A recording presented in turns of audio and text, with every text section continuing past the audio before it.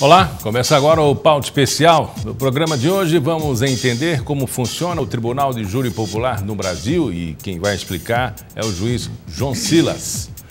Vamos falar também sobre o crescimento das micro e pequenas empresas em Alagoas. O Sebrae está organizando uma maratona de informações e negócios voltados para o empreendedor e pretende se tornar mais eficiente e competitivo.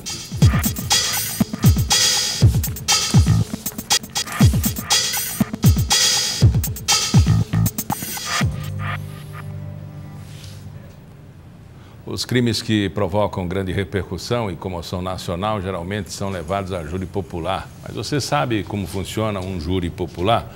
Quando ele é instituído? Como são escolhidos e qual o papel dos jurados nesses casos?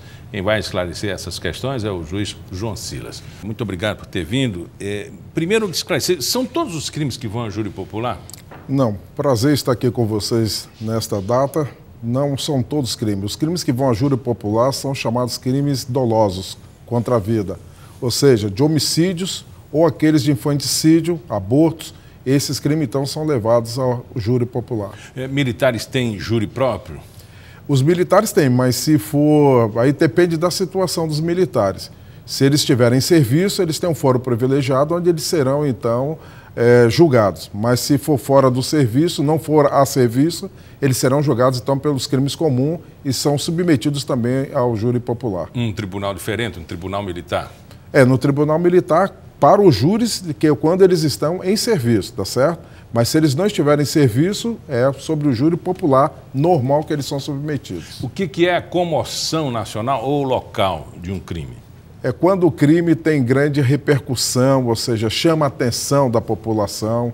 O crime atrai muita atenção, atrai a mídia, a própria população. E aqueles que, como se diz, chamam a atenção pelo fato como ele foi cometido o crime. E dependendo também dos agentes envolvidos, né, da vítima ou do acusado no crime.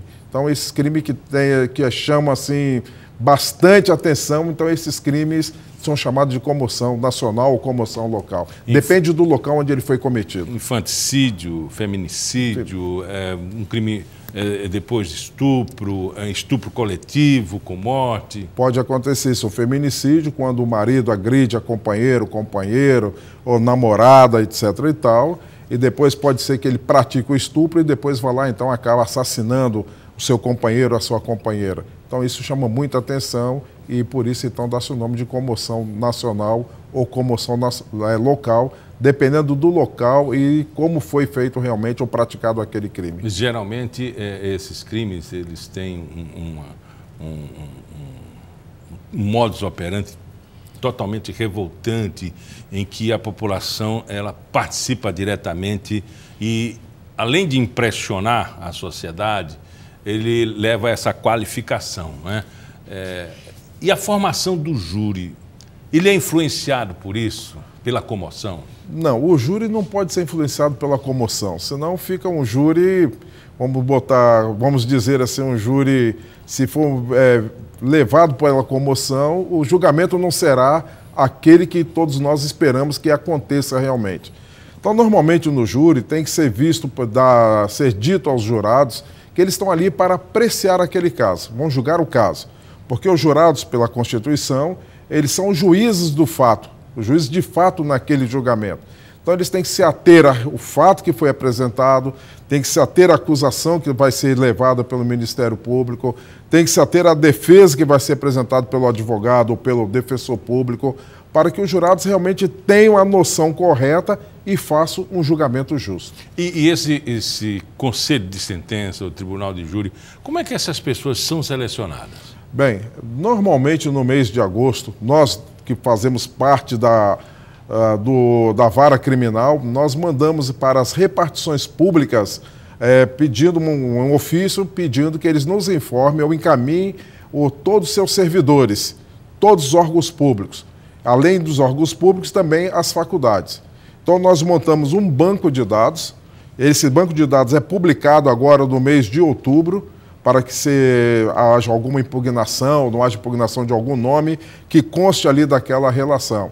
E depois, então, aquele banco de dados ele fica guardado que vai servir para o ano seguinte. Então, daquele banco de dados, nós sorteamos para cada julgamento 25 nomes, que vão compor, então, o chamado os jurados, né, o conselho que vai estar ali.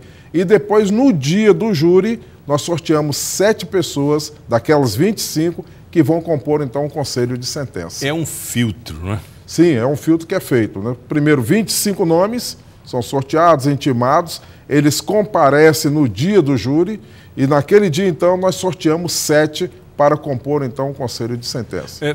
Promotoria e defesa podem impugnar um jurado? Pode, tanto a promotoria como a defesa, como qualquer um da sociedade, pode impugnar algum nome que está naquele banco ou naquela publicação e que acha que ele não tem a condição de ser jurado. Por exemplo, se ele responde a processo criminal, se ele não tem idoneidade para aquilo ali, então qualquer pode fazer impugnação. E lembrando também que esse sorteio ele é feito na presença da OAB, de um representante da OAB e do Ministério Público, que na hora do sorteio desses componentes todinhos, dos 25, é obrigatória a presença deles nesse sorteio aí. Então, João, por que há desaforamento de alguns processos, de algum julgamento? Por que isso acontece? Bom, o desaforamento ele se dá nos seguintes casos. Ou a pessoa não tem condição de ser levada a julgamento no local onde praticou o crime, na comarca onde ele praticou, ou seja, pode ser um crime de grande repercussão naquele local, pode ser também por não ter segurança para ele dali, tá ok? Os jurados também não se sentirem confortados ou também totalmente, como é que eu posso dizer, preparados para aquele julgamento. Então, tanto o Ministério Público, o juiz ou o advogado poderão pedir, então, desaforamento daquele caso para uma outra comarca, onde aquele julgamento poderá ser feito com isenção de ânimos.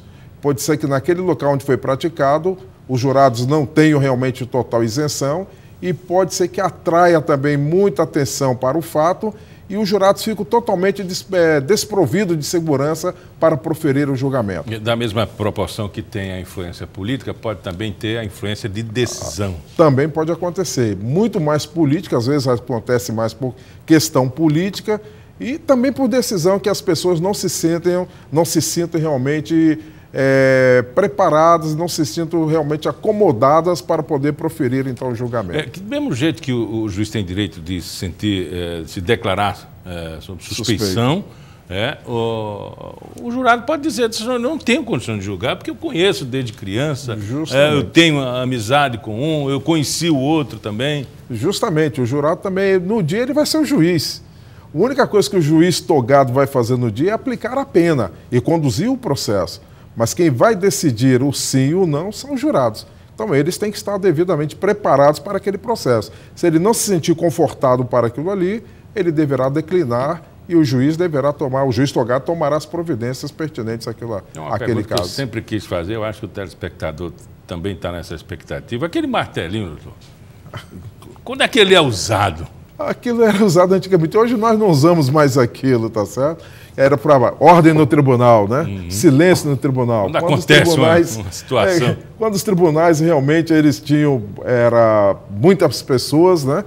E às vezes havia muita aclamação no tribunal, às vezes o pessoal queria falar, queria interferir, então o juiz lá batia com o martelo, dizia ordem no tribunal, silêncio, então para poder então. Mas hoje a gente não utiliza mais isso, não. Mas ainda acontece o protesto, né? Acontece o protesto, aí compete ao juiz ele tomar as providências pertinentes. Porque o juiz ele tem um poder de polícia ali.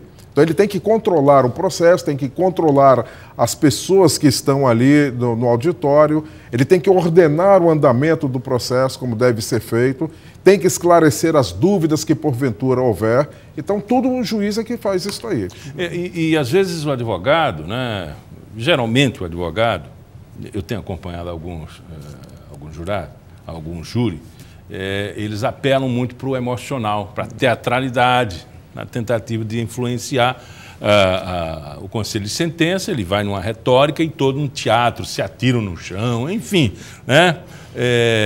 E aí acontece o protesto e ele não pode fugir dos autos, né? Não, dentro dos autos ele não pode. Tem que se ater ao que está dentro do processo. Nós temos um advogado famoso aqui, em Maceió, que quando ele vai para o júri, ele se ajoelha, ele abre os braços, ele chora, né? Chora mesmo, copiosamente, né? Para tentar comover, então, os jurados daquele caso que ele está defendendo. Né? E às vezes acontece de pegar alguma coisa. Às vezes acontece, né? E você não está no íntimo da pessoa, do jurado, para dizer o que ela está sentindo naquele momento, o que ela vai fazer, vai dizer. A gente só vê depois quando vem a votação, né? Quando abre os votos e que vem o resultado é que você sabe o que realmente aconteceu. Agora, no conselho de sentença, ele pode ser visitado pelas partes, os 25 nomes, pode ser visitado por alguém de um lado, por alguém do outro? Não, de maneira nenhuma. O conselho de sentença não pode receber visita de ninguém. Se um desses integrantes, desses 25 jurados que foram sorteados, receber visita tanto do Ministério Público ou do MP, ou de parentes da vítima ou do acusado, essa pessoa ela fica totalmente impedida de participar desse conselho. Se chegar ao nosso conhecimento, nós temos que retirá-la daquela lista ali e sortear outro para poder compor aquilo ali. As partes precisam estar vigilantes, Isso né? é vigilante. É como eleição, né? Corrupto, corruptor, né? E precisamos entender que os jurados eles têm que ter realmente isenção de ânimo para poder proferir, então, a decisão. Julgamento tardio, sentença tardia, punição tardia, não se faz justiça, já diziam isso. Rui Barbosa, né? Rui Barbosa. Está com mais celeridade agora o julgamento? Hoje os julgamentos estão com mais céleres.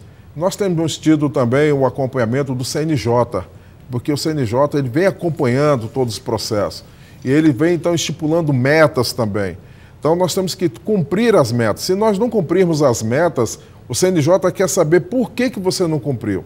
Você tem que justificar, tem que provar, tem que mostrar por que houve possibilidade de cumprir aquelas metas.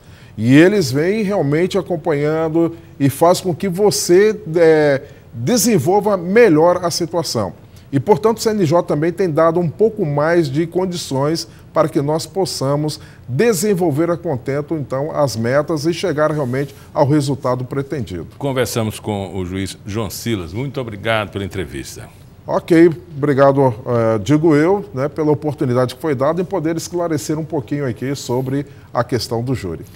No próximo bloco, nós vamos conversar sobre uma ação do SEBRAE que pretende gerar negócios e informar os microempreendedores, objetivo de torná-los mais competitivos no mercado cada vez mais exigente.